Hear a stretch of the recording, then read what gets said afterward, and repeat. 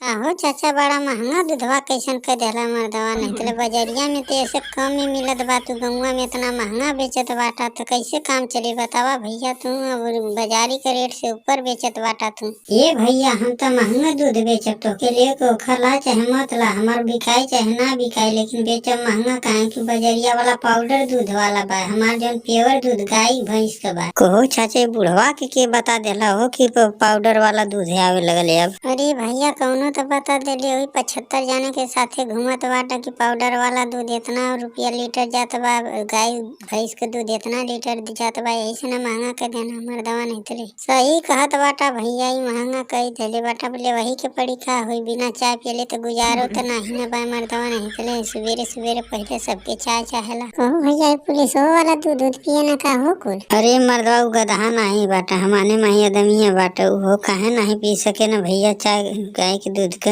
अरे चाचा हमके ना पता रहा तब पूछनी मर्दवा। नहीं तो हम सोचे कि हम ना चाय पिए ले, पुलिस वाला कुछ चाय वो नहीं पिए ना, खाली नाश्ता पानी करे। अच्छा ये बता तोरे गौवा में झगड़ा भइल ला शांत भइल कि नहीं रे, कि पंचायत बटोरे के पड़ी वो नहीं बता। अरे चाचा ये पुलिस वाले तो गल है ना, मैंने गौवा में समझौना तो जाके कुछ शांत भइना कैसा। अरे तो भैया नहीं जानत बाटा, हमने के बिरादरी के पुलिस बाटे, यही से हमने के समझौना, दूसरा पुलिस वाला रहता बड़ा गाड़ी देता हमने। सही कहत बाटा भैया, हर पुलिस वाले एक कतार नहीं होना।